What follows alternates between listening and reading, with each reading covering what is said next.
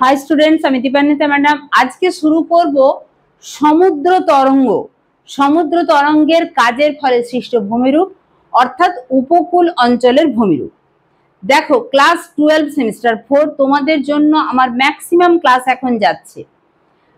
তোমাদের পরীক্ষা কিন্তু হাতে সময় অল্প, সিলেবাস প্রচুর। এই নিয়ে তোমরা বারে বারে আমাকে থার্ড সেমিস্টারে বলেছো যে ম্যাডাম আপনি বড় ভয় দেখান। দেখো, ভয় দেখি যদি আমি আমার কাজটা তুলে আনতে পারি তাতে আখেরের লাভটা কিন্তু তোমাদেরই হবে। তোমাদের পরীক্ষা শুরু ফেব্রুয়ারি মাসের 12 তারিখ। এই ব্যাপারে কোনো ডেট পিছানো বা সিলেবাস কমানো কোনো কিছুই হচ্ছে না। ফলে একদম অনেকেই থার্ড সেমিস্টারের চিন্তা ভাবনা এখনো মাথা থেকে ঝেড়ে ফেলতে পারোনি। তোমাদেরকে বলছি, আগে তোমরা ফোর্থ সেমিস্টার শেষ করো। যদি কারোর একদম নিতান্ত খারাপ রেজাল্ট হয় তার একটা অপশন থাকছে থার্ড সেমিস্টারে আবার সে পরীক্ষা দিতে পারবে, ইয়ার লস হবে না। তাহলে কি সেখানে আরো প্রেসার থাকছে যে একটা সিলেবাস পুরো শেষ করে আবার থার্ড সেমটা ঘুরে পড়তে হবে, যেখানে আবার সেই ওএমআর সিটে এবং এমসিকিউ কাউন্সিল পরীক্ষা নেবে, অন্য স্কুলে পরীক্ষা দিতে যেতে হবে। ফলে হ্যাঁ, এখন থেকেই সাবধান হও। আমি ভয় দেখাচ্ছি, তোমরা ভয় পেয়ে প্রত্যেকটা ক্লাস অ্যাটেন্ড করো। প্রত্যেকটা ক্লাসের যে নোটস পিডিএফ আকারে আমার হোয়াটসঅ্যাপ চ্যানেলে দেয়া থাকছে, তোমরা অনেকেই জয়েন করেছো, বাকিরাও আমার পোস্টে গিয়ে দেখবে, লিঙ্কটা দেয়া আছে। লিঙ্কে টাচ করলেই তোমরা জয়েন হয়ে যেতে পারবে এবং প্রত্যেকটা পিডিএফ পেয়ে যাবে। হয় লিখতে পারো, না হলে প্রিন্ট আউট বের করতে পারো, কিন্তু আলটিমেট পড়াশোনাটা শুরু করো। আজকে আমাদের ফার্স্ট চ্যাপ্টার এবং কোশ্চেন হয়ে যাবার পর সেকেন্ড চ্যাপ্টার, অর্থাৎ তোমরা এখানে দেখতেই পাচ্ছ জিওমরফিক প্রসেসেস, তার ইন্ট্রোডাকশন হয়ে ফ্লুভিয়াল ল্যান্ডফর্মস হয়েছে। তারপরে আমরা দ্বিতীয় অংশ কোস্টাল ল্যান্ডফর্ম শুরু করেছি। কোস্টাল ল্যান্ডফর্মস এর আজকে প্রথম ক্লাস। কোস্টাল ল্যান্ডফর্মস এর যে প্রধান শক্তি, কোস্টাল ল্যান্ডফর্ম অর্থাৎ উপকূল অঞ্চলে ভূমিরূপ সৃষ্টিকারী প্রধান শক্তি হচ্ছে সমুদ্র তরঙ্গ। ভূমিরূপ সৃষ্টিকারী প্রধান শক্তি যেটা, সেটা হচ্ছে সমুদ্র তরঙ্গ। উন্মুক্ত সমুদ্রের উপর দিয়ে যখন বাতাস প্রবাহিত হচ্ছে তখন জলের খুব বেশি স্থানান্তর না হয়ে যদি জল এই রকম ভাবে অর্থাৎ জলের উল্লম্ব সঞ্চালন হয়, সেটা হচ্ছে তরঙ্গ। অর্থাৎ এই যে আমরা যদি দীঘা উপকূল বা কোনো সমুদ্র উপকূলে ঘুরতে যাই, আমরা দেখি কি যখন গভীর সমুদ্র থেকে আসছে স্রোতটা বোঝা যাচ্ছে না। এখানে স্রোতই বলছি, কিন্তু ব্যাপারটা হচ্ছে আমরা যেটা বলতে চাইছি সেটা হচ্ছে যেটা আসছে সেটা স্রোত, কিন্তু যেটা এইভাবে উঠে যাচ্ছে অর্থাৎ এই যে উল্লম্ব অবস্থান, এটা হচ্ছে সমুদ্র তরঙ্গ। এই সমুদ্র তরঙ্গ সম্পর্কে বা সমুদ্র তরঙ্গের কাজ সম্পর্কে এবং কাজের ফলে গঠিত ভূমিরূপ জানতে গেলে বেশ কিছু টার্ম বা ইন্ট্রোডাকশনের জিনিস আমাদের জানতে হবে। সেগুলো কি? তরঙ্গের ঊর্ধ্বভাঁজ, এই উপরের অংশটাকে বলে ঊর্ধ্বভাঁজ। অধোভাঁজ, এইভাবে যে তরঙ্গ ওঠানামা করে নিচের অংশটা অধোভাঁজ। তরঙ্গ দৈর্ঘ্য, পরপর দুটি তরঙ্গ শীর্ষ, এই যে শীর্ষ আর এটি খাত, দুটি যে শীর্ষ, এই দুটি শীর্ষের মধ্যবর্তী অংশকে বলা হয় তরঙ্গ দৈর্ঘ্য। এরপরে চলে যাব তরঙ্গের উচ্চতা। উচ্চতা মানে বুঝতেই পারছো নিশ্চয়ই, যেটা উপরের দিকে যত তরঙ্গ খাত থেকে তরঙ্গ শীর্ষ পর্যন্ত। ছবিটা একটু দেখে নাও, এখানে তরঙ্গটা দেখানো হয়েছে, এই দুটো হচ্ছে তরঙ্গ শীর্ষ, এখানটা হচ্ছে খাত, আর এই একটা শীর্ষ থেকে আরেকটা শীর্ষ পর্যন্ত দূরত্বটা হচ্ছে তরঙ্গ দৈর্ঘ্য। এরপরে তরঙ্গের পর্যায়কাল, কোনো নির্দিষ্ট স্থান বিন্দুতে একটা নির্দিষ্ট স্থান থেকে যদি দেখি পরপর দুটি তরঙ্গ শীর্ষ পৌঁছাতে যে সময় লাগে, এই একটা সংজ্ঞা করলেই হবে বা একটা পাঠ করলে হবে, বা কোনো নির্দিষ্ট তরঙ্গ শীর্ষ যে সময়ে তরঙ্গ দৈর্ঘ্য অতিক্রম করে তাকে তরঙ্গের পর্যায়কাল বলে। এই বা থেকে শেষের অংশটা না করলেও হবে। একটা নির্দিষ্ট স্থান বিন্দুতে দুটো তরঙ্গ শীর্ষ একটা থেকে আরেকটা পৌঁছতে যে সময় লাগে সেটা হচ্ছে তরঙ্গের পর্যায়কাল। তরঙ্গের গতিবেগ কি? এই যে তরঙ্গ দৈর্ঘ্যের দূরত্ব, সেটা প্রতি সেকেন্ডে কত, এই হিসাবে তরঙ্গের গতিবেগ পরিমাপ করা হয়।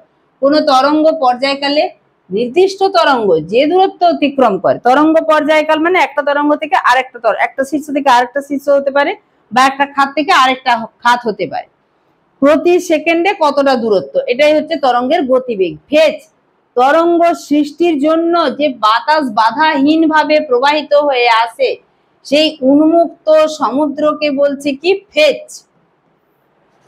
উন্মুক্ত সমুদ্রে যে দূরত্ব অতিক্রম করে তাকে বলে ফেজ। ঊর্মিভঙ্গ আমরা কোনো কোনো সময় দেখি কি এইরকম ভাবে সমুদ্র এই আছড়ে পড়ছে, এই যে আছড়ে পড়া, ভেঙে পড়া, এইটাকেই বলছে ঊর্মিভঙ্গ বা ব্রেকার। সম্মুখ অন্তঃতরঙ্গ বা সোয়াস এবং ব্যাকওয়াশ, এই দুটো জিনিস একটুখানি বলি। আমরা ধরো কোনো সমুদ্র উপকূলে গেছি, আমরা দীঘাতে সমুদ্রে নেমেছি, আমরা দেখছি ঢেউ আসছে, এই আসাটা হচ্ছে সম্মুখ তরঙ্গ, আর যেটা ফিরে যাচ্ছে সেটা হচ্ছে পশ্চাৎ তরঙ্গ বা ব্যাকওয়াশ। যেটা আসছে সোয়াস, যেটা ফিরে যাচ্ছে সেটা ব্যাকওয়াশ। এই প্রসঙ্গে গঠনকারী তরঙ্গ জানবো, বিনাশকারী তরঙ্গ জানবো। যদি সোয়াসের শক্তি বেশি হয়, অর্থাৎ যে আসছে তার শক্তি বেশি হয়, যে ফিরে যাচ্ছে তার শক্তি কম হয়, যে আসছে তার শক্তি বেশি মানে সে প্রচুর বালুর কণা, নুড়ি ইত্যাদি নিয়ে আসছে, কিন্তু ফেরার সময় ধীরে গেলে তখন সমুদ্র উপকূল গঠিত হয়, তাকে বলে গঠনকারী তরঙ্গ।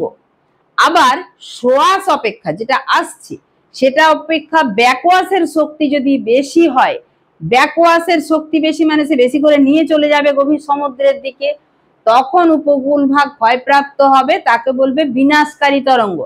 এই টার্মগুলো আমরা যেহেতু সমুদ্র তরঙ্গের কাজ ক্লাস 10-এ পড়িনি, তাই এখানে একটু ইন্ট্রোডাকশন হিসাবে জেনে নেওয়া। আমি নোটসটা আর তোমাদের কাছে রিডিং পড়ছি না, তোমাদের যেহেতু আমি পিডিএফটা পুরোটাই দিয়ে দিচ্ছি, তোমরা পড়ার সুযোগ পাবে। তবে শুধু জাস্ট মানে সংজ্ঞা যতটুকু ততটুকু না জানলেই নয়, সেইটুকুই করবে। এরপর আমরা তটভূমি কাকে জেনে নেব। মরা কোটালে, মরা কোটাল মানে যেই জোয়ারের সময়, কোটাল মানেই জোয়ার, যেই জোয়ারের জল বেশি শক্তিশালী হয় না পূর্ণিমা এবং অমাবস্যা তিথিতে। মরা কোটালের ভাটার সময় মানে যে জোয়ারটা শক্তিশালী নয় তার আবার ভাটা মানে একদম নিম্ন সীমা। চিহ্নিত সমুদ্র জলের নিম্ন সীমা থেকে ভৃগু তটের পাদদেশ পর্যন্ত এই সমস্ত অঞ্চলটাই হচ্ছে তটভূমি। শুধু সংজ্ঞাটুকু 1.5 লাইন 2 লাইনের মধ্যে করবে। এখানে সম্মুখ তটভূমি, পশ্চাৎ তটভূমি আর পুরোদেশ তটভূমি। তোমাদেরকে একটু ছবিতে দেখিয়ে দেখো, এই যে এই অংশটা একদম যেখানটায় মহীসোপানের অংশ শুরু হলো, মানে মহীসোপানের সমুদ্র উপকূলমুখী যে প্রান্ত অঞ্চল, সেইখান থেকে যখন সমুদ্র জল ভরা কোটালের সময় নামে সেই পর্যন্ত হচ্ছে পুরোদেশ তটভূমি। আবার তার পরের অংশটা হচ্ছে সম্মুখ তটভূমি, সেটা কোনখান থেকে কোনখান পর্যন্ত না ভরা কোটালের সময়, অর্থাৎ সবচেয়ে বেশি জল যতদূর পর্যন্ত উঠে যায় সেখান থেকে ভাটার সময় নিম্নমুখী যতটুকু নিচের দিকে যতটুকু যাবে, অর্থাৎ মাঝের অংশ হচ্ছে সম্মুখ তটভূমি। আর একদম যেখানে জোয়ারের জল সম্পূর্ণরূপে উপর পর্যন্ত উঠলো সেখান থেকে ভৃগু বা খাড়া পাড় পর্যন্ত অংশ সেটা হচ্ছে পশ্চাৎ তটভূমি।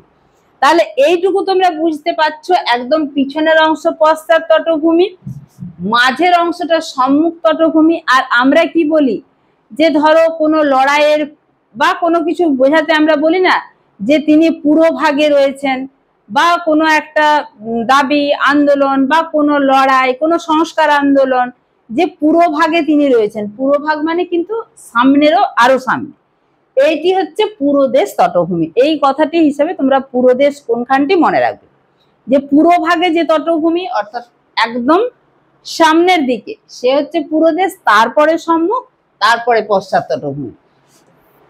এরপরে দেখো তোমাদের কাছে অনেকটা ব্যাপারটা সহজ হয়ে যাবে। তটভূমি একদম মরা কোটালে ভাটার সময় যতটা নেমে গেছে সেখান থেকে যেটা খাড়া পাড় পর্যন্ত দেখালাম পুরোটাই তটভূমি, তার মধ্যে সম্মুখ আর পশ্চাৎ তটভূমি ভাগ করা আছে। মরা কোটালে ভাটার সময় সমুদ্র জলের নিম্ন সীমা, আর ভরা কোটালে ভাটার সময় সমুদ্র জলের নিম্ন সীমা। দুটো নিম্ন সীমার মাঝের অংশ সম্মুখ তটভূমি, আর পশ্চাৎ তটভূমি একদম পিছনে অর্থাৎ একদম পাড়ের দিকে, যেখানে জোয়ারের জল সর্বোচ্চ ওঠে সেখান থেকে খাড়া পাড়। দেখে নি সংজ্ঞাটা, সমুদ্র জলের ঊর্ধ্ব জলসীমা একদম উপরের যতদূর পর্যন্ত যাচ্ছে সেখান থেকে ভৃগু তটের পাদদেশ পর্যন্ত অংশকে বলছে পশ্চাৎ তটভূমি। উপকূল রেখা, উপকূল বরাবর যে রেখা, আমরা উপকূল বরাবর দীঘা উপকূল বরাবর একদম ওল্ড দীঘা থেকে নিউ দীঘা, সেখান থেকে আমরা একদম দীঘা মোহনা পর্যন্ত মানে সমুদ্রের পাড় বরাবর যদি চলে যাই সেটাই হচ্ছে উপকূল রেখা। উপকূল বরাবর ভৃগু বা উঁচু পাড়ের সীমারেখা। তাহলে উপকূল কোনটা? উপকূল কিন্তু উপকূল যে রেখা বরাবর বললাম সেই রেখার পিছনের অংশটা। উপকূল রেখার ঠিক পশ্চাতে অবস্থিত ভূভাগকে উপকূল বলা হয়। যেমন যদি বলি দীঘা উপকূল, তখন কিন্তু দীঘার উপকূল রেখা থেকে একদম কাঁথি পর্যন্ত বিস্তৃত অংশ উপকূল। সৈকত, সৈকত বা বেলাভূমি যে বালিটার উপর দিয়ে হেঁটে আমরা জলের কাছ পর্যন্ত পৌঁছাই। এরকম বললে তো হবে না, তোমাদের একটু সংজ্ঞা হিসেবে বলতে হবে। তটভূমিতে সমুদ্র তরঙ্গ বাহিত নুড়ি বালি প্রভৃতি সঞ্চিত হয়ে যে ভূমি সৃষ্টি করে তাকে বলে সৈকত। এরপর দেখো বার্ম, পশ্চাৎ তটভূমি। পশ্চাৎ তটভূমি বললেই সঙ্গে সঙ্গে একদম পাড়ের দিকের কথা মনে করবে। ও সম্মুখ তটভূমির সংযোগস্থলে ঝঞ্ঝা তরঙ্গ বাহিত শিলাখণ্ডে তৈরি। অর্থাৎ এই যে পশ্চাৎ তটভূমি সম্মুখ তটভূমির মাঝের অংশে যে সংকীর্ণ সোপান বা এইরকম ঢাল তৈরি হয়েছে তাকে বলছি বার্ম। এরপরে সম্মুখ তটভূমি পশ্চাৎ তটভূমির মধ্যে পার্থক্য। সম্মুখ তটভূমি তোমরা বুঝেই গেছো, সম্মুখ মানে একদম পুরো দেশটা সমুদ্রের দিকে, তারপরের অংশ সম্মুখ। সেটা মরাকটালে চিহ্নিত সমুদ্র জলের নিম্ন সীমা থেকে বরাকটালে চিহ্নিত জলের ঊর্ধ্বসীমা পর্যন্ত সম্মুখ তটভূমি। আর পশ্চাৎ তটভূমি আরো পিছনে, সম্মুখ তটভূমির ঊর্ধ্বসীমানা থেকে ভৃগুর পাদদেশ বা খাড়াঢাল পর্যন্ত অংশ। অবস্থান, পশ্চাৎ তটভূমি এবং পুরোদেশীয় তটভূমির মধ্যবর্তী অংশে এটি অবস্থান করে। ছবিটা একটু দেখিয়ে দিই। এই যে সম্মুখ তটভূমি পুরোদেশ এবং পশ্চাৎ তটভূমির মাঝে অবস্থান করে। আর পশ্চাৎ তটভূমি কোথায় অবস্থান করে? সম্মুখ তটভূমি এবং ভৃগু তটের মধ্যে। পশ্চাৎ তটভূমি অবস্থান করছে সম্মুখ তটভূমি এবং ভৃগু তটের মাঝখানে। পরের যে বৈশিষ্ট্য প্লাবন পর্যঙ্ক। সম্মুখ তটভূমি প্রায় সমগ্র অংশ অধিকাংশ সময় প্লাবিত থাকে। এই অংশটা অধিকাংশ সময় প্লাবিত থাকে, কিন্তু এই অংশটা অর্থাৎ পশ্চাৎ তটভূমির অংশটা একদম খুব ঝঞ্ঝা একদম উত্তাল সমুদ্র হলে তবে এই অংশটা প্লাবিত হয়। এরপরে উপকূল রেখা এবং তটভূমি। উপকূল রেখার সঙ্গে তটভূমির কি পার্থক্য? ভৃগু তটের পাদদেশ এবং তটভূমির সংযোগকারী যে রেখা একদম উপকূল বরাবর যে রেখা সেটাই উপকূল রেখা। আর তটভূমি ভৃগু তটের পাদদেশ অর্থাৎ উপকূল রেখা থেকে মহিষপানের সমুদ্রমুখী প্রান্ত হওয়া পর্যন্ত বিস্তৃত অঞ্চল। যে বালিটার উপর দিয়ে আমরা হেঁটে যাই, যেটা কোনো সময় জলে ডুবে থাকে, কোনো সময় আবার ভাটার সময় নেমে গেলে জল মুক্ত হয়, সেই অংশটা হচ্ছে তটভূমি। উপকূল রেখা একমাত্রিক, এর কেবল দৈর্ঘ্য আছে, কিন্তু তটভূমি দ্বিমাত্রিক, তার দৈর্ঘ্যও আছে আবার প্রস্থও আছে।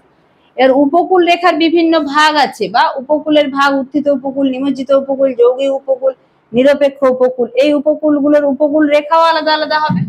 এবং তটভূমির ভাগ হচ্ছে সম্মুখ তটভূমি, পশ্চাৎ তটভূমি, পুরোদেশ তটভূমি। এরপরে আমরা একটুখানি জেনে নেব যে সমুদ্র তরঙ্গ সৃষ্টির কারণগুলো কি কি। এই যে এতক্ষণ পর্যন্ত যে কারণগুলো বলছিলাম তার মধ্যে মূল কারণ হচ্ছে বায়ু প্রবাহ। এছাড়া সমুদ্র তলদেশে কোনো কারণে কম্পন হলে বা ভূমিকম্প হলে সমুদ্র তরঙ্গের সৃষ্টি হয়। জাপানে এই সমুদ্র তরঙ্গকে সুনামি বলে। অগ্নুৎপাত, সমুদ্র তলদেশে অগ্নুৎপাত হলে ভূমিকম্প হলে তখনও কিন্তু এরকম সমুদ্র জলটা উপরের দিকে উঠবে বা ফুলে উঠবে এবং সমুদ্র তরঙ্গের সৃষ্টি হবে। ধস, সমুদ্র তলদেশে উঁচু খাড়া পাড় থেকে শিলাস্তূপের অকস্মাৎ পতন, সেটাও সমুদ্র তরঙ্গ সৃষ্টি করে। এছাড়া কৃত্রিম কারণ বা মানুষের সৃষ্টি কারণ, তার মধ্যে আছে সমুদ্রে বিশাল আকৃতির তরঙ্গ সৃষ্টি হয় জাহাজ, স্টিমার ইত্যাদি দ্রুত চলাচলের কারণে। এছাড়া পারমাণবিক পরীক্ষা সমুদ্র জলে সম্পন্ন হলে সমুদ্রে বিশাল আকৃতির তরঙ্গের সৃষ্টি হয়। এবার তরঙ্গের শ্রেণী বিভাগ, এটা একদম প্রথমেই বললাম, যেটা আসছে অর্থাৎ উপকূলের দিকে যেটা আসছে সেটা সোয়াশ, আর যেটা উপকূল থেকে ফিরে যাচ্ছে গভীর সমুদ্রের দিকে সেটা ব্যাকওয়াশ। যদি সোয়াশ যেটা আসছে তার তুলনায় ব্যাকওয়াশের শক্তি বেশি হয়, তাহলে বেশি ব্যাক করে গভীর সমুদ্রে নিয়ে চলে যাবে, তখন উপকূল ভাগ ক্ষয়প্রাপ্ত হবে। আবার যদি যে আসছে তার শক্তি বেশি হয়, যে যাচ্ছে অর্থাৎ ব্যাক করছে, ব্যাকওয়াশ কম শক্তিশালী বা ধীরে হয়, তখন কিন্তু উপকূল ভাগ গঠিত হবে। এবার তোমরা ব্যাকওয়াশ বা প্রত্যাবর্তনকারী তরঙ্গ একদম যেটুকু মানে বুঝবে সেইটুকু মানে বুঝে সংজ্ঞা মুখস্থ করবে। এবং সংজ্ঞা মুখস্থ করা মানে যদি মানে বুঝে করো, বৈশিষ্ট্য জেনে করো, তাহলে কিন্তু নিজেরাই পার্থক্য লিখতে পারবে। সোয়াশ কি? অনুদৈর্ঘ্য তরঙ্গ তটভূমিতে এসে আছড়ে পড়লে সোয়াশ। আর ব্যাকওয়াশ হচ্ছে সোয়াশ তটভূমি থেকে সমুদ্রগামী হয়ে যখন আবার ব্যাক করে যাচ্ছে, ফিরে যাচ্ছে, সেটা ব্যাকওয়াশ। দিক, সোয়াশ হচ্ছে সমুদ্র যেটা গভীর সমুদ্র সেখান থেকে তটভূমির দিকে আসে, আর ব্যাকওয়াশ হচ্ছে তটভূমি থেকে সমুদ্রের দিকে প্রত্যাবর্তন করে। তাহলে যেটা সমুদ্র উপকূলের দিকে আসছে তার মানে উঁচুর দিকে আসছে, অর্থাৎ অভিকর্ষের বিপরীতে সঞ্চালিত হয় সোয়াশ। আর ব্যাকওয়াশ অভিকর্ষের দিকে সঞ্চালিত হয়। গুরুত্ব, সোয়াশ হলো গঠনকারী তরঙ্গ, উপকূলে সঞ্চয় কাজ করে, ব্যাকওয়াশ ব্যাক করে নিয়ে চলে যায়, এটা হচ্ছে বিনাশকারী তরঙ্গ। এই কার্য অনুসারে শ্রেণীবিভাগ, গঠনকারী তরঙ্গ, বিনাশকারী তরঙ্গ, তার সংজ্ঞা প্রকৃতি তোমাদের জন্যই লিখে দেয়া। যদি মনে হচ্ছে এটা আমার বেশি লাগছে, তখন জাস্ট বৈশিষ্ট্য থেকে 2-3টে পয়েন্ট লিখে নেবে। পার্থক্যই হেডিং করে দেয়া আছে, মানে এগুলোই কিন্তু বৈশিষ্ট্য। জাস্ট এই ছকটুকু জানলে পার্থক্য হয়ে যাবে, বৈশিষ্ট্য হয়ে যাবে। আলাদা করে যদি 2 নম্বরের সংজ্ঞা আসে সেটাও হয়ে যাবে। তাও আমি তোমাদেরকে পিডিএফটা দিয়ে দিচ্ছি। গঠনকারী তরঙ্গ, বিনাশকারী তরঙ্গ, একই কথাগুলো বলে বলে এলাম। তোমাদের জন্য নোটসটা রেডি করা থাকছে একদম সহজ সরল ভাষায়। তোমাদের যদি মনে হয় কোনো অংশ বুঝতে অসুবিধা হয় তাহলে অবশ্যই কমেন্ট সেকশনে কমেন্ট করে জানিও। এর পরের ক্লাস নিয়ে, অর্থাৎ এবার কিন্তু সমুদ্র উপকূলে যে ভূমিরূপগুলো শুরু হবে, একদম একটা ক্লাসও মিস করো না। আর আজকের ক্লাসে যদি ভালো লেগে থাকে অবশ্যই একটা লাইক করে দিও। চ্যানেলে নতুন হয়ে থাকলে কিন্তু চ্যানেলটা সাবস্ক্রাইব করে পাশে থাকা বেল আইকন প্রেস করে নোটিফিকেশন অল করে দিবে, যাতে আমি নতুন কোনো ভিডিও আপলোড করলে তোমার কাছে আগে নোটিফিকেশন পৌঁছায়। আবার অনেক সময় নোটিফিকেশনও আসে না, বা যখন তোমার নোটিফিকেশনটা এলো তখন হয়তো তুমি অনলাইন ছিলে না, ফলে মাঝে মাঝে চ্যানেলেও ঘুরে আসবে। আমি কিন্তু চেষ্টা করি প্রতিদিন 2টো করে তোমাদের থিওরির ক্লাস দিয়ে দেওয়া। এখানে এমন নয় শুধুমাত্র কনসেপ্টটা ক্লিয়ার করলেই আমার হয়ে যাবে, আমাকে কনসেপ্টটা ক্লিয়ার করতে হবে, সঙ্গে আমার 2 নম্বরের, 3 নম্বরের, 5 নম্বরের মতো নোটসটাও তোমাদের জন্য রেডি করে দিতে হবে, যাতে তোমাদের একটা জায়গা থেকে, অর্থাৎ আমার চ্যানেলে ঢুকলেই তোমাদের সমস্ত ব্যাপারটা হয়ে যায়।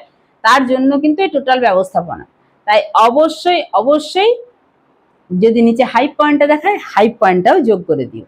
আচ্ছা, একটুখানি বলে নি তাও গঠনকারী বিনাশকারী তরঙ্গ। গঠনকারী তরঙ্গ আমরা বললাম যদি সোয়াশের শক্তি বেশি হয়, যে সমুদ্র থেকে আসছে উপকূলের দিকে তার শক্তি বেশি হয়, তখন হচ্ছে গঠনকারী তরঙ্গ। আর বিনাশকারী তরঙ্গ যেটা ব্যাকওয়াশ, যেটা ফিরে যাচ্ছে, সে যখন বেশি শক্তিশালী হবে তখন সেটা হচ্ছে বিনাশকারী তরঙ্গ। কার্যকারিতা, গঠনকারী তরঙ্গে ব্যাকওয়াশ অপেক্ষা সোয়াশ অধিক কার্যকরী, বিনাশকারী তরঙ্গে সোয়াশ অপেক্ষা ব্যাকওয়াশ অধিক কার্যকরী। সৈকতের স্থায়িত্ব, যেটা গঠনকারী তাতে সৈকত স্থায়ী হবে, সৈকত বা বেলাভূমি স্থায়ী হবে। যেটা ধ্বংসাত্মক বা ধ্বংস করছে তাতে কিন্তু সৈকত বা বেলাভূমি ধ্বংসপ্রাপ্ত হবে। অস্তিত্ব, সাধারণত মৃদু ঢালযুক্ত নিচু উপকূলে এই তরঙ্গ দেখা যায়, আর বিনাশকারী তরঙ্গ সাধারণত খাড়া ঢালযুক্ত উঁচু উপকূলে দেখা যায়। পরিসংখ্যা, গঠনকারী তরঙ্গ প্রতি মিনিটে প্রায় 5-8 বার আছড়ে পড়ে, বিনাশকারী তরঙ্গ প্রতি মিনিটে প্রায় 15 থেকে 20 বার আছড়ে পড়ে। ঠিক আছে, আশা করছি সমস্তটাই বুঝতে পেরেছো। পরের ক্লাসের জন্য অবশ্যই চোখ রাখো এই চ্যানেলে, আর হোয়াটসঅ্যাপ চ্যানেলে যদি যুক্ত না হয়ে থাকো ইমিডিয়েট যুক্ত হয়ে যায়। টাটা, দেখা হচ্ছে খুব তাড়াতাড়ি পরের ভিডিও নিয়ে।